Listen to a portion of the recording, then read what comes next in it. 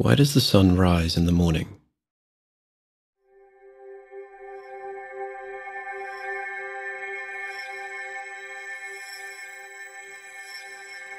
It traces its arc across the sky, illuminating my world, moving my shadow and warming my skin, before setting just as surely back into the sea.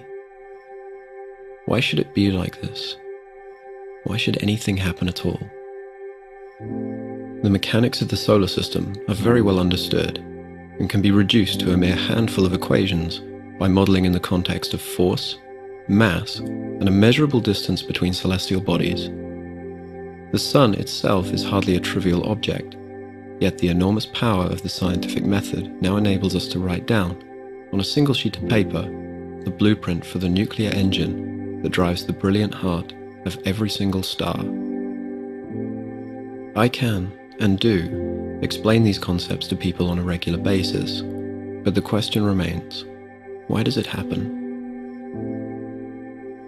My name is Tom. My work, indeed my life, involves teaching others about astronomy, helping them familiarize themselves with telescopes, and showing them the overwhelming majesty of the night sky. The universe is an endless ocean of treasures, often unbearably beautiful, and a single night under the stars can move a person very deeply. When you look up to see the Milky Way stretching out overhead, you can almost feel its immense weight bearing down on you, and know what it's like to be both very small and very significant at the same time. Every atom you are has descended from the cosmos, and you can now peer back consciously into deep space, into deep time, at your own ancestry. Even if you're a long way from your house or flat, you can look at our galaxy and know that you're at home. I'm an atheist. This means I don't believe in the existence, physical or otherwise, of any god or gods. This includes all of the gods worshipped by members of the world's major monotheistic and polytheistic faiths, but also extends to non-specific or deistic interpretations of God and supernatural beings in general. As a non-believer and a humanist, I live a rich and moral life, and I respect the rights of everyone to have their own gods and religions, even if I think they're untrue, provided that any actions inspired by their beliefs do not impair the well-being of other people. I do not believe we can expect an answer to the question of why anything happens, nor do I see that this question has any relevance to our understanding of things. A question of purpose should be properly phrased within the context of consciousness, which itself is an emergent feature of the ever more complex nature of the brain. By all accounts, advanced brains are a relatively small-scale phenomenon in the cosmos, but even knowledge of a grand design and purpose would not, I propose, give us a satisfying answer to the question. Consider a universe which just exists, and one brought into existence by a creator who just exists. Both seem equally purposeless to me. In the latter case, only the creator can have reasons for our being, which are not our own, and we can never have a complete knowledge of why the creator makes its seemingly arbitrary choices. In the former case, which I believe to be an accurate statement, our reasons, emotions, and moral choices are products of the conscious mind, and are necessarily dependent on stimuli from the external, physical world. Purpose, morality, and our relationships are subjective, that is, dependent on the mind, with ambiguous, but discrete and definable objective underpinnings, because the mind is not separate from the physical construct of the brain. Unless we can control the smallest interactions in nature, and there is no reason to believe we can, free will is an illusion.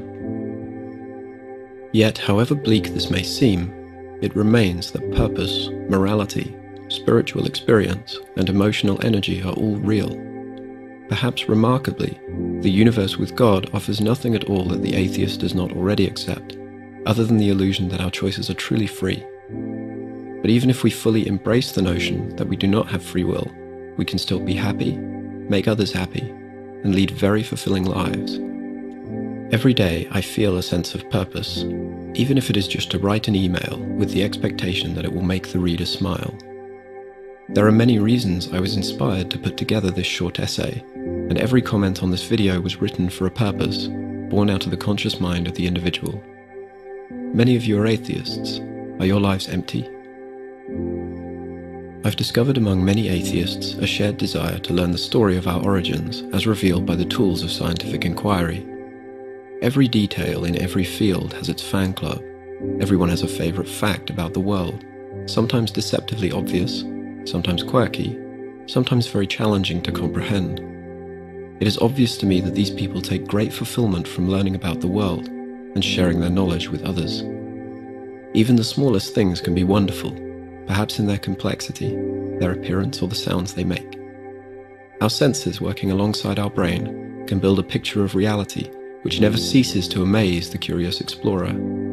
The library of things to be known is vast indeed, and free to everyone. I've only had 25 years to explore my surroundings, and it already seems readily apparent to me that there is more to the world than I could ever experience by a wide margin. Even discounting the supremely rich and fascinating kingdom of creatures, climates, and landforms, there remains a staggering wealth of cultural creations put on this earth by human beings to discover and appreciate. To those of you dissatisfied by this, insisting that it can't be, quote, all there is, demanding that there must exist some supernatural realm beyond the monotonies of the physical world, I cannot begin to understand your state of mind. I invite you to spend just one clear night looking upwards and outwards, and then dare you to suggest that there must be something more to life. I'm an atheist, and my universe is limitless.